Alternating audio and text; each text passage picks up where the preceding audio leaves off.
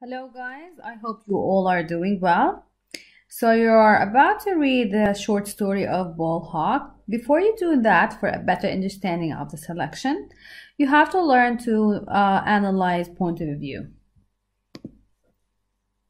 So what is the author's point of view? When an author writes to entertain, persuade, or to inform, he or she will have her point of view on the subject. That is point of view. So point of view is an author's opinion about the subject.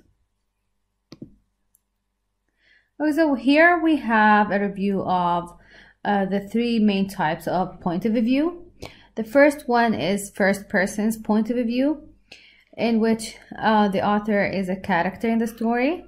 You have pronouns like I, we, me, my, our. The second person point of view, in which the narrator will address the reader. So address you as a receiver for the selection. You will find pronouns like you, your, yours.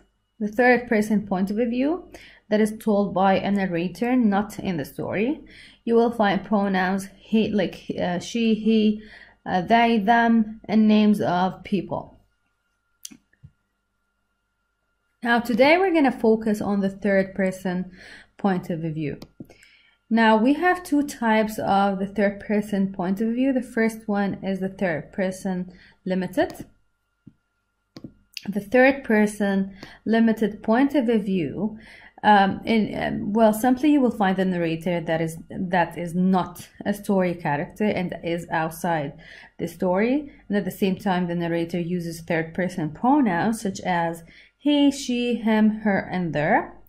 The reader also sees events and characters through one character's eyes. Now, we have another type of the third person point of view, which is third person omniscient point of view. In here also the narrator is not a story character as well and is outside the story. Narrator uses third person pronouns such as he, she, him, her, and their. Reader is shown different characters, thoughts, and feelings.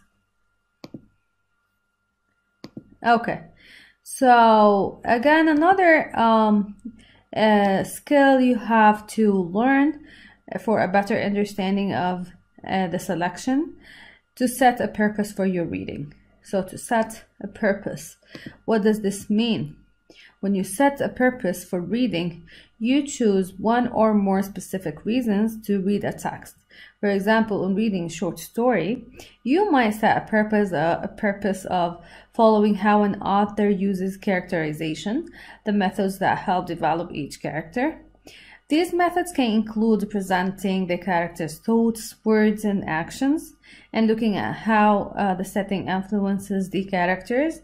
An author can also develop a character through other characters' thoughts, words, and actions towards that character. Okay, so you are about to read the short story of Ball Hawk.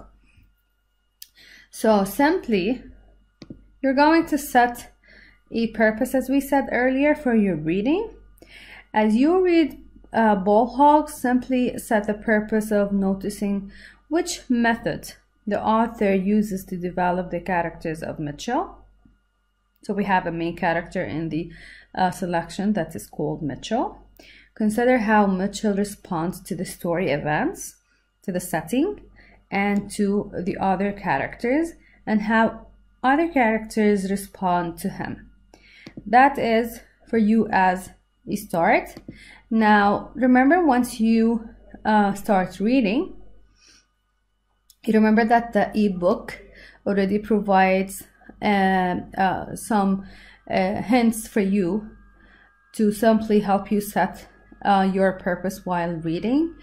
Don't forget to go over the notice and notes icons on the two sides of the book.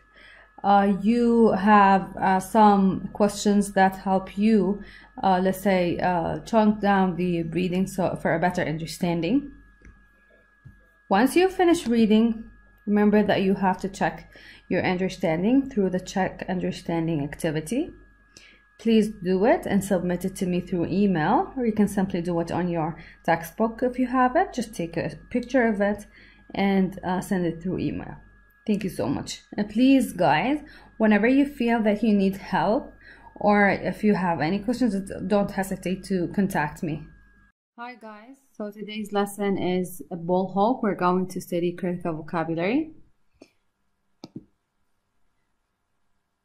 Okay, so simply ball hawk is a short story. I'll try to give you a quick summary for the story. It's about Mitchell's late father, who was a great baseball player. So Mitchell is the worst player on his high school team. Just when he decided to drop out, his uncle shows up to remind him of what it means uphold the tradition of his Indian tribe, even when it seems hopeless. So Uncle Tommy is there to persuade him that something as simple as a small town sport can reconnect his spirit to his community, his father, and to his heritage. Now for you, you can simply study the new vocab list. From the UC, you will see a block that has ball hawk vocabulary Quizlet. So you simply click on that block. It will direct you to the Quizlet link. On Quizlet, you will find the words in flashcards. You just click on the word, you'll get the definition of that word. Later on, you can click on test. As you can see, you press on test, you will do the practice for the new vocab list. Here I have included the new words with their definitions. Okay, so the first word is clique, a small exclusive group, a group held together by like interests or purpose. Here, as you can see, this picture is like an illustration of the word. Now, second word is consecutive, following continuously in unbroken or logical sequence. As you can see here, the numbers. Then we have the word federal. Federal, which means a system in which power is divided between the national and state governments. Later on, we have mascot, which is a person or animal that is adopted by a team or other group as a symbolic figure. Now we have talon, which is a claw of an animal, especially a bird of prey. Now that you have introduced to the new vocab and to their definitions, you can simply do critical vocabulary from the get ready part as classwork. So you have it on your UC page. You just click on further practice. It will direct you to the get ready part of the lesson, which is from the ebook. So you're going to do critical vocabulary from the get ready part as classwork. Later on, you have